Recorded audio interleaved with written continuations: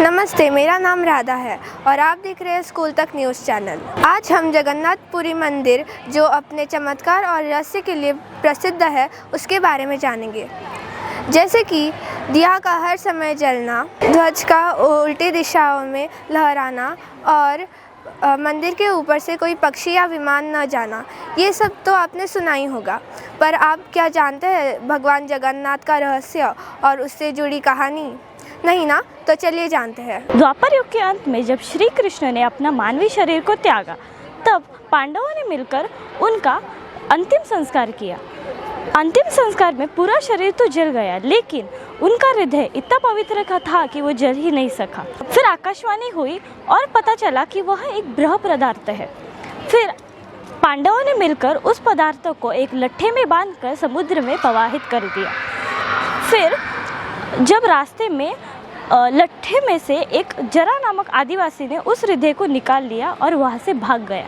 हृदय में एक नीले रंग की रोशनी निकल रही थी और उस हृदय को ले जाकर वो एक गुफा में रखा और फिर उसकी पूजा करने लगा। उस हृदय को नीलमाधव के नाम से जाने जाने लगा और मलवा के राजा इंद्रधूम थे। एक दिन इंद्रधूम के सपने में नीलमाधव भगवान दर्शन दिए और उसके बाद राजा को नीलमाधव भगवान की मूर्ति स्थापित करना चाहते थे। उन्होंने अपने पुरोहित विद्यापीठ को नीलमाधव भगवान की खोज में भेजा और वो मंदिर बनाने के काम में लग गए।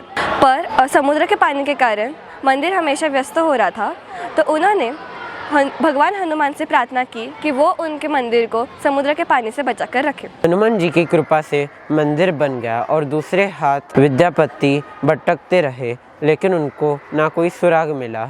इसलिए वह मुख्य विश्वसु के पास पहुँचे, जो कि भगवान नीलमाधव के। विश्वसु ने उस मूर्ति को गुप्त रूप से एक गुफा में छुपा कर रख दिया और उन्होंने उसके पास किसी को भी जाने ना दिया।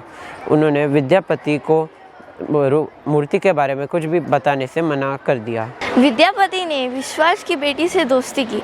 उसके माध्यम से वह नीलमाधव तक पहुंचना चाहता था। उसने उनसे शादी भी कर ली और रास्ता भी खोज लिया।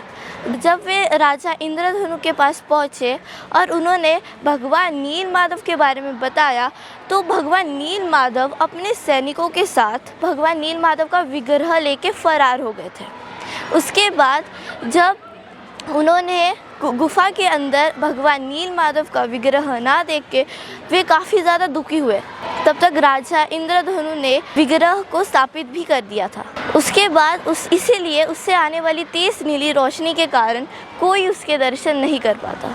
विश्वकर्मा ने एक बूढ़े व्यक्ति का रूप धारण करके उस लकड़ी से श्री जगन्नाथ जी की मूर्ति बनाने का फैसला लिया और वह राजा के पास पहुंचे और बोला कि इस लट्टे से मैं एक जगन्नाथ जी की मूर्ति बना सकता हूँ। राजा ने पूछा कि आप कितनी मूर्तियाँ बना सकते हैं? तो बूढ़े व्यक्ति ने जवाब दिया कि 3 मूर्तियाँ मैं बना सकता हूँ। पहली एक जगन्नाथ जी की, दूसरी उनकी बहन सुभद्रा की, तीसरी उनके बलराम जी की यानी बलभद्रा की बना सकता हूँ। यह सुनकर राजा बहुत खुश हुआ और शिल्पकार को मूर्ति बनाने की अनुमति दी। लेकिन राजा की एक रानी थी जिसका नाम गुड़ था। उनको कमरे के अंदर जाना था। उन्होंने देखा कि कमरे के अंदर से कोई आवाज़ नहीं आ रही थी। उन्होंने आवाज़ दी पर अंदर से कोई जवाब नहीं आया। इसी बात को सुन के राजा जी अपने सारे सैनिकों के साथ उस स्थान पर पहुँचे। राजा जी को ये लगा कि वो बूढ़ा व्यक्ति ने अपनी जान खो डाली है। फिर इसलिए उन्होंने अपने सैनिकों को दरवाज़ा खोलने का आदेश दिया।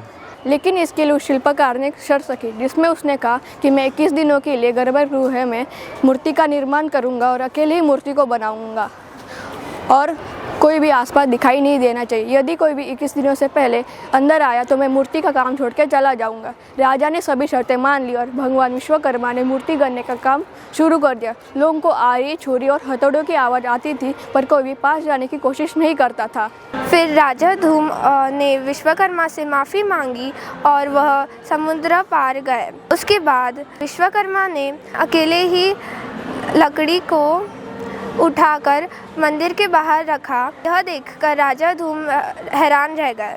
फिर उसके बाद राजा धूम ने एक से बढ़कर एक शिल्पकारों को बुलाकर उस लकड़ी को मूर्ति बनाने का आदेश दिया, लेकिन कोई भी ऐसा नहीं कर पाया, इसलिए राजा धूम बहुत उदास हो गए। इधर विश्वकर्मा आधी अधूरी मूर्ति के अंदर भगवान का विग्रह स्थापित कर रहा था और वहाँ से गायब हो गया। फिर जब राजा ने कमरे को खोला तब उसे वो सब लोग देखकर हैरान हो गए, क्योंकि वहाँ पर वो विग्ध व्यक्ति नहीं था। उसके अलावा वहाँ पर 3 मूर्तियाँ थी, भगवान जगन्नाथ, उनके भाई बलभद्र जिनके छोटे छोटे हाथ बनाए गए थे पर पैर गायब थे, उसके अलावा उनकी बहन सुभद्रा जिनके हाथ और पाँव बनाए ही नहीं गए थे। राजा को लगा कि उनकी भगवान की यही इच्छा है और उन्होंने उन तीनों मूर्तियों को ले जाकर मंदिर में स्थापित कर दिया और आज उड़ीसा के जगन्नाथपुरी मंदिर में यही तीनों मूर्तियाँ विराजमान है। ऐसी और जानकारी के लिए देखते रहिए स्कूल तक न्यूज़ चैनल। धन्यवाद।